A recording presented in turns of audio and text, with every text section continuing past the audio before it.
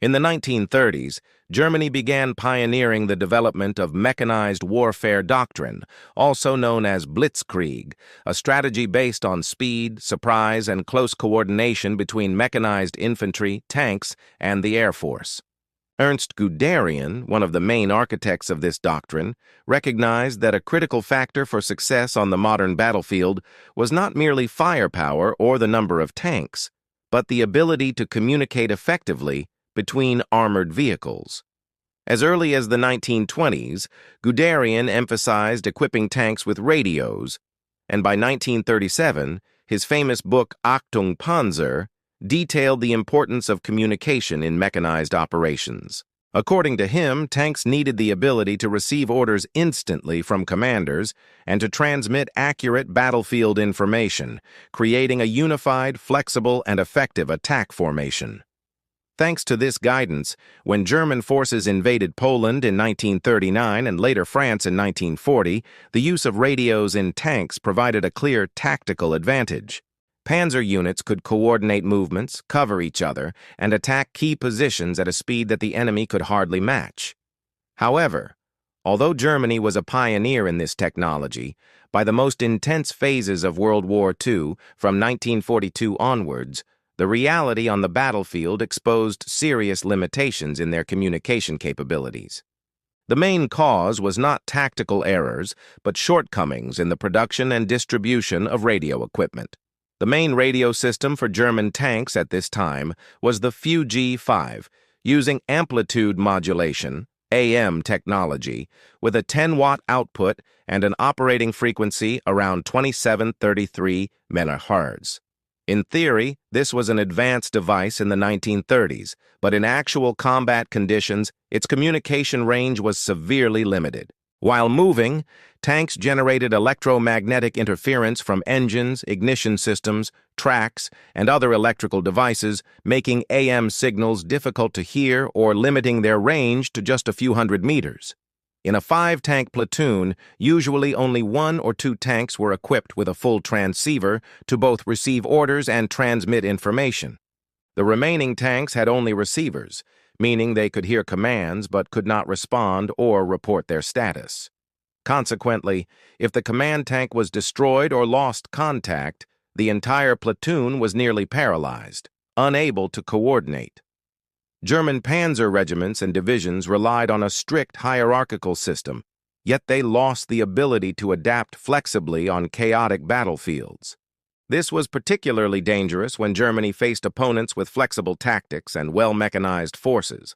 Intelligence reports showed that, although German forces remained ahead in tank technology, units often struggled to coordinate over long distances or across difficult terrain. Limited visibility, hilly terrain, smoke, and dust meant that flag signals, visual cues, or messengers were often too slow and inaccurate. As a result, many panzers had to fight as isolated entities, losing the advantage Guderian had described in his doctrine. A critical issue was the severe shortage of radio equipment. Production figures in 1943 show that Germany manufactured approximately 5,700 medium tanks, but only about 2,000 WWII sets were supplied, mostly prioritized for command tanks and self-propelled guns. Standard tanks had almost no ability to transmit signals, relying instead on intuition and local observation. Meanwhile, other major powers, particularly the United States, were moving in a different direction, developing long-range, stable FM radios, equipped uniformly across their tank forces. The tactical consequences were severe. When facing enemies with good communication capabilities, such as the U.S., German units often could not react promptly to unexpected situations. Command orders were delayed, target or threat information did not reach tank crews in time, and coordinated covering or concentrated attacks were severely impaired. In battles such as Kasserine Pass in North Africa, February 1943, and engagements in Italy, despite Germany's experience and powerful firepower, their communication limitations allowed U.S. forces to exploit superior speed and coordination. Importantly, although Germany had pioneered mechanized warfare theory and tank radio integration, they could not maintain that advantage as the war expanded. Mass production was limited by total war demands, competing vehicle priorities, and technical complexity, making it impossible to fully equip all tanks with radios. While Guderian stressed that instant communication was decisive for victory, by 1943-1944, many panzer regiments were forced to fight without this capability. Moreover, AM technology's limitations went beyond power output.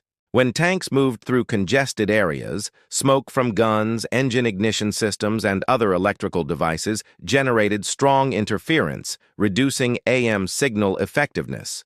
Platoon commanders had to rely on visual observation or manual signaling, slowing decision-making and coordination. A panzer platoon losing its command tank could lose all ability to conduct coordinated attacks, a common occurrence on the battlefields of North Africa, Italy, and France. Germany also failed to adapt to technological innovations from adversaries. While the U.S. and the Soviet Union began deploying stable, low-interference FM systems with long-range capability, Germany remained reliant on old AM technology. This created a gap in battlefield organization and response, making many American victories dependent on an invisible advantage in information and coordination rather than sheer firepower or tank armor. In this context, Guderian's initial doctrines became difficult to implement. Germany retained tanks with strong armor and firepower, but the ability to use these assets flexibly in coordinated and synchronized operations across wide battlefields declined. This paradoxically meant that, despite pioneering the theory, Germany faced practical failure due to unresolved communication equipment limitations. Overall, from the early to mid-years of World War II, Germany's tank radio situation revealed a serious tactical gap between theory and practice. The initial theoretical superiority in tank radio integration fell behind enemy technology, particularly that of the United States, where engineers had developed robust, stable FM systems, uniformly deployed across Sherman tanks. This laid the groundwork for a critical turning point. While Germany struggled with AM radios and lacked transmitters, the U.S. began establishing a battlefield communication network, turning each Sherman into a node in the combat network, enabling flexible coordination and faster battlefield control than any panzer unit.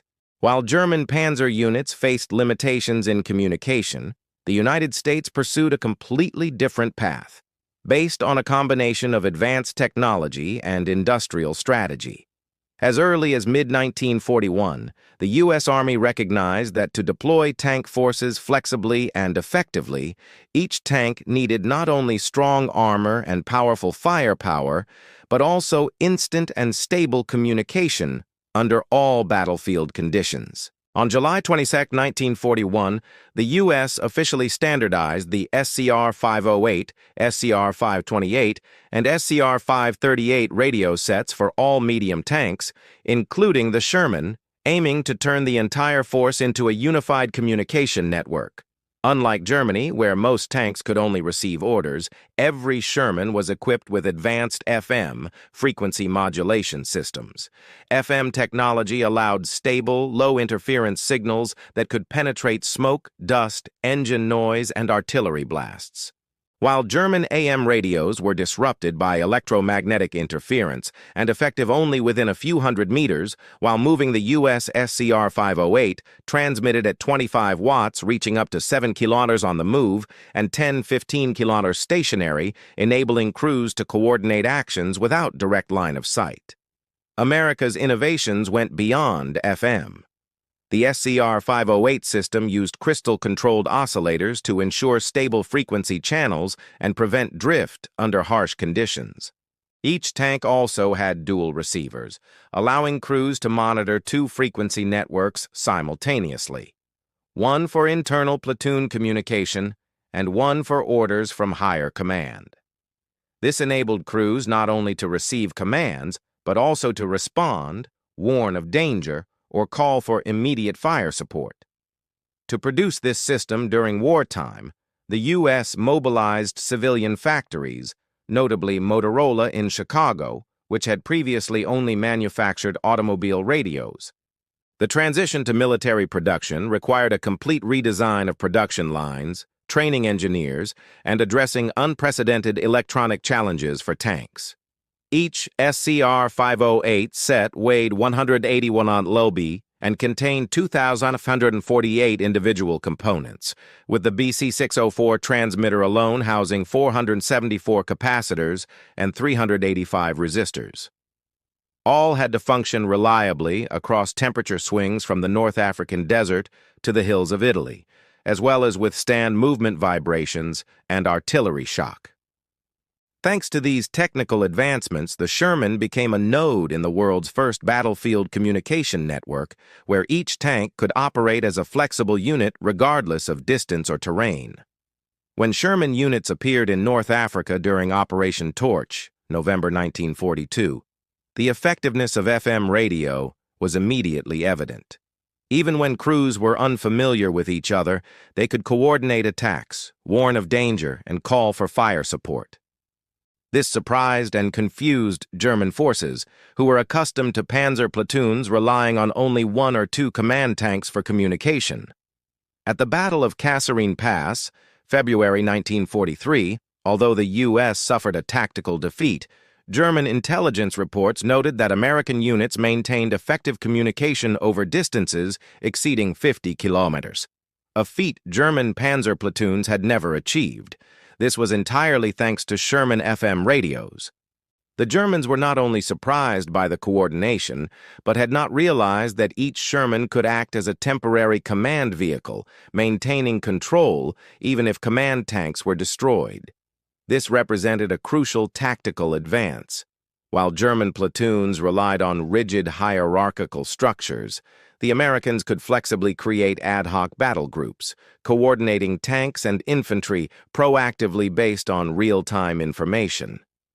The effectiveness of FM radios was further proven in the Italian campaign, 1943-1944, where hilly and mountainous terrain often rendered AM or visual signaling nearly useless. The SCR-508 handled multipath interference well, allowing Sherman platoons to coordinate attacks, cover, and maneuver flexibly, even when separated by hills or valleys. German tanks, limited by AM, frequently lost contact while moving through valleys, preventing timely responses to American counterattacks. Initially, there was one limitation. Sherman radios did not share frequencies with infantry radios, SCR-300 40-48 MHz, creating a coordination gap between tanks and infantry. This occasionally led to losses when German soldiers approached American tanks before infantry could warn them. The solution was quickly implemented. Field telephone EE-8 sets were mounted externally on Sherman ammo boxes, connecting directly to the internal radio system. By Operation Cobra, July 1944, tank infantry coordination reached unprecedented levels, significantly improving combat effectiveness. The superiority of American FM radios was evident during Normandy, D-Day, June 6, 1944. Sherman tanks maintained communication with each other and naval fire support, coordinating operations in chaotic conditions, dense smoke, and varied terrain, where German tanks and ground artillery had difficulty observing. This allowed the Americans to deliver precise fire, move cohesively, and respond quickly to unexpected situations, while German tanks, despite stronger armor and firepower, fought in a disjointed manner, lacking timely information. A notable example was the Battle of Aricourt, September 1944, when the U.S. 4th Armored Corps faced German Panther and Tiger battalions.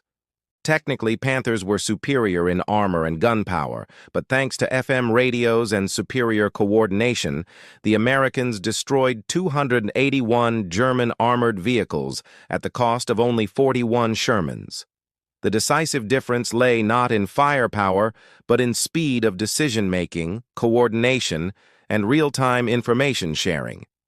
Meanwhile, Germany still relied on AM and was limited by the number of tanks capable of transmitting. They could not coordinate concentrated attacks or respond quickly, leading to defeats despite theoretically superior tanks.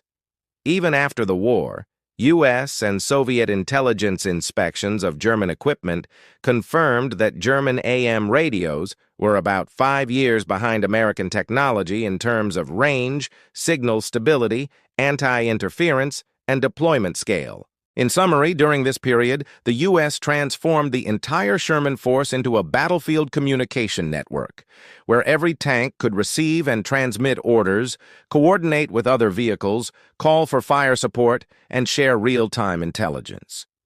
This created an invisible but decisive tactical advantage. Sherman platoons fought as unified units, independent of line of sight, terrain, or a single command tank. While Germany focused on armor and firepower, the U.S. understood that information and coordination determined victory more than any technical feature of the tank itself. These innovations paved the way for network-centric warfare doctrine, which the U.S. would apply from the European battlefields to modern combat. Each Sherman was not just a tank but a node in the combat network, allowing American units to make rapid decisions, coordinate flexibly, and maintain continuous operational tempo. This is why the U.S., with Shermans not the strongest in armor or gunpowder, could defeat superior German tanks thanks to the invisible but decisive advantage of superior connectivity and communication. After the SCR-508, SCR-528, and SCR-538 radio systems were widely deployed across the entire Sherman force, the invisible advantage of the U.S. began to manifest clearly on European battlefields. During the Normandy campaign, June 1944, coordination between Sherman tanks, infantry, artillery, and naval forces became smooth thanks to the FM radio network. While the forests, fields, and hedgerows of Normandy obstructed line of sight, Sherman crews maintained stable communication, reported battlefield conditions, warned of threats, and called in naval and artillery fire support within minutes. This was in stark contrast to German Panzer units, where many tanks had to fight as independent entities, receiving little information about threats ahead or the positions of friendly vehicles. A notable example was the Battle of Aricourt, September 1944, in Lorraine, France, where the U.S. 4th Armored Corps faced German Panther and Tiger battalions. In terms of armor and firepower, the German tanks were clearly superior to the Sherman, but limited communication prevented them from coordinating concentrated attacks. Meanwhile, Sherman platoons equipped with FM radios could share information on German positions, warn of dangerous situations, and call for immediate fire support.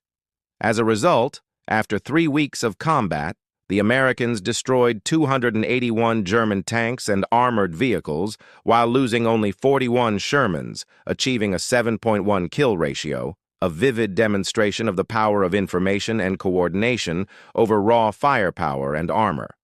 At the same time, campaigns in Italy, 1943 to 1944, also demonstrated the effectiveness of FM radios. Hilly and mountainous terrain often disrupted AM signals and limited visual observation.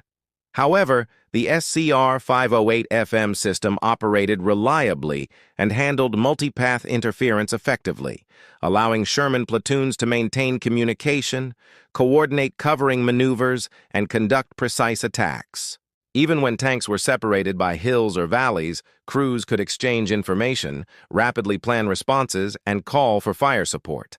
In contrast, German Panzer units were almost paralyzed under the same conditions, rendering blitzkrieg tactics, based on speed and tight coordination, nearly ineffective.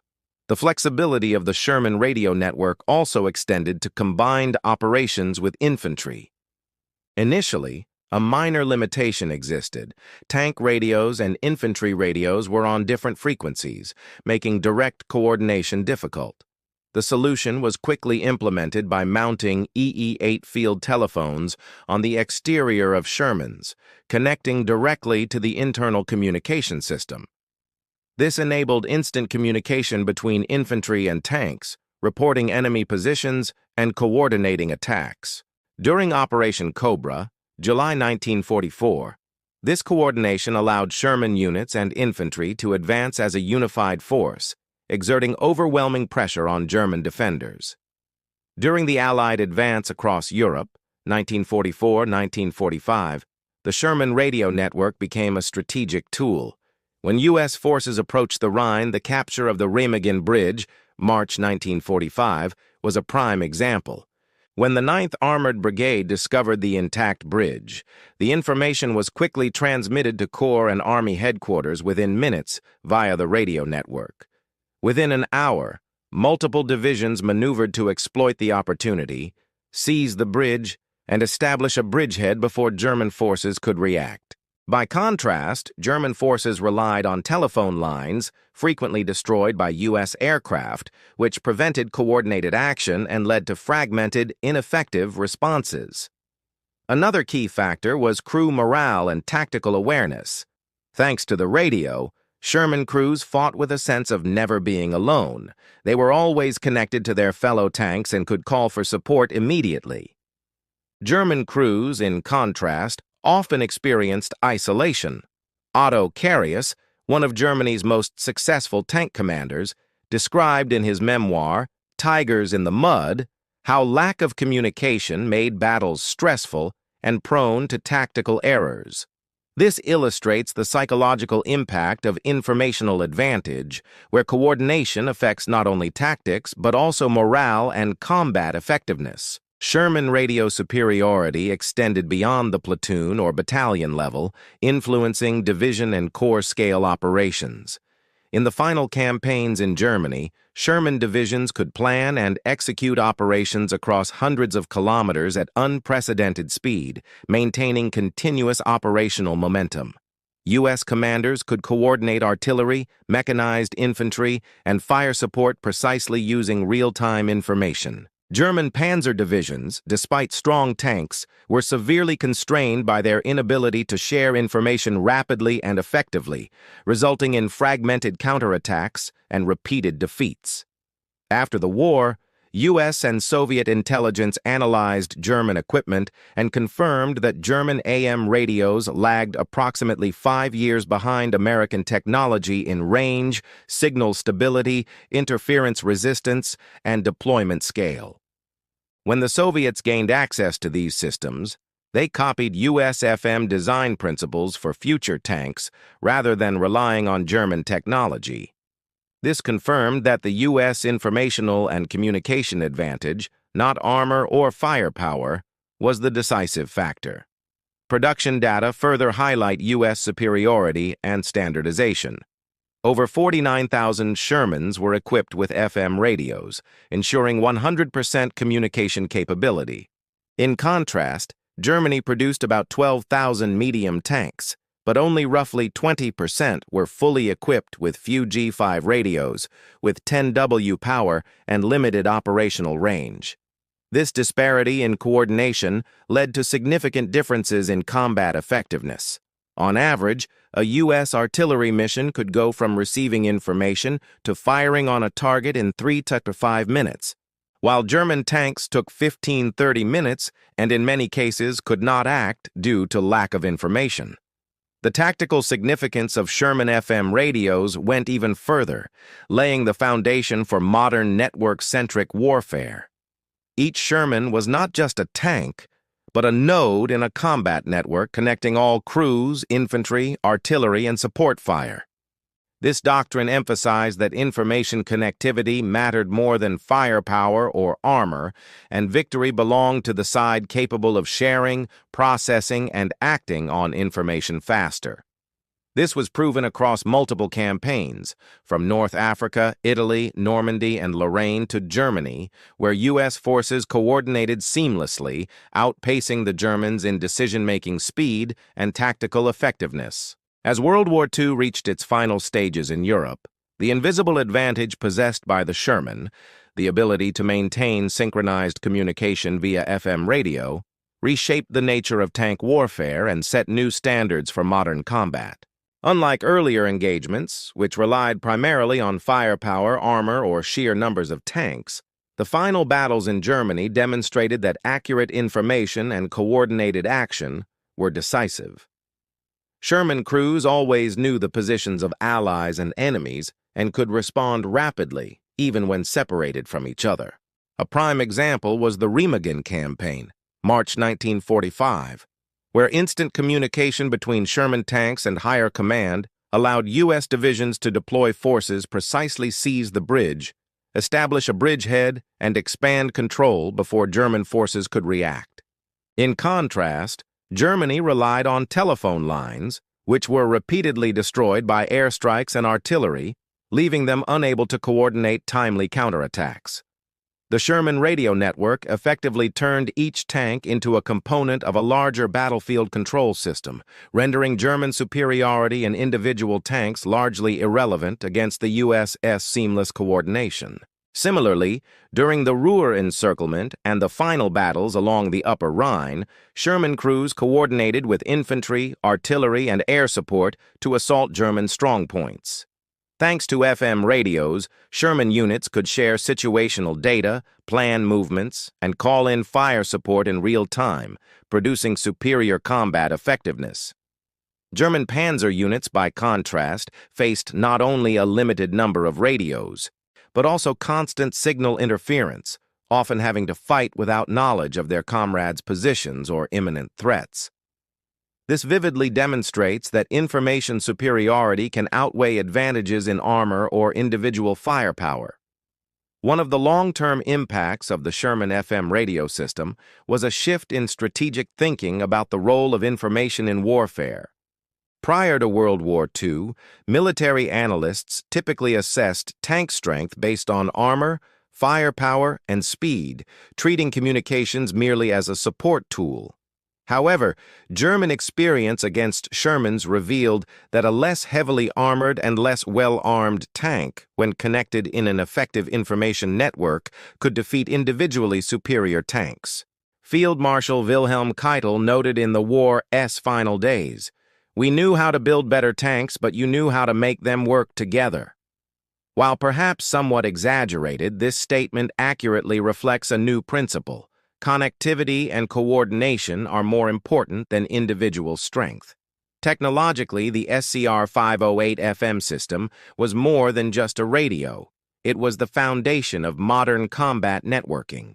The principles Motorola engineers implemented, quartz-controlled stable frequencies, interference resistance, dual receivers, integrated intercom systems, and operation under extreme conditions, became standard design principles for post-war military communications. The U.S. Army later developed digital versions based on this foundation, inspiring other militaries, including Germany with the Leopard series and the Soviet Union with T-series tanks. The strategic legacy of Sherman FM radios is also evident in modern military doctrine. Network-centric warfare principles stem directly from what Shermans demonstrated in World War II. A continuously connected force dominates, directs, and overwhelms a less connected opponent, regardless of individual equipment superiority. Modern conflicts, from the 1991 Gulf War to the 2003 Iraq War, confirm this principle. Forces equipped with effective communications and command and control systems outperform less connected forces, even if the latter have stronger individual equipment. This shows that the Sherman FM advantage was not merely temporary, but a lasting lesson in warfare. Beyond tactics, Sherman FM radios profoundly influenced combat psychology. Sherman crews fought with the confidence of being continuously connected to their teammates and support fire, fostering decisiveness and morale. German crews, in contrast, often fought isolated, with limited information about the surrounding battlefield, resulting in slower and error-prone decision-making. This demonstrates that information superiority directly affects both tactical effectiveness and psychological resilience. In production terms, the U.S. achieved 100% FM radio deployment across 49,324 Shermans, ensuring every tank could send and receive signals. Germany, meanwhile, produced roughly 12,000 medium tanks, but only about 20% were fully equipped with few G5 radios, which had low power and limited range. This discrepancy reflects America's comprehensive advantage in combat connectivity from platoon to division, and underscores the power of U.S. industrial and technical capacity in warfare. Combining these factors, it is clear that U.S. victories in many key battles were not solely due to firepower or armor, but to superior coordination enabled by FM radio. The Sherman network turned average tanks into an elite force, capable of coordinated action, rapid response, and sustained offensive tempo. This fundamentally changed perceptions of tank power and laid the groundwork for modern military design and doctrine, where communication and connectivity are paramount. Today, the principles demonstrated by the Sherman remain relevant.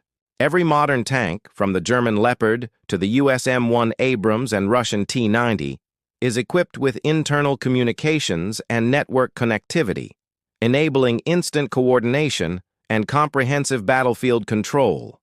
All these advances trace back directly to the Sherman's SCR-508 FM system, showing that an invisible information revolution began in World War II, even if Germany did not recognize it until it was too late. Ultimately, the Sherman FM advantage illustrates a strategic truth. Superior connectivity will overcome superior individual strength. An effective combat network surpasses individually superior vehicles. The U.S. proved that 49,324 Shermans were not merely tanks, but 49,324 nodes in a combat network, turning information into a weapon more decisive than any cannon. From North Africa to Germany, from Normandy to Remagen, this advantage reshaped U.S. armored campaigns and left a lasting lesson on the critical importance of connectivity and information in modern warfare.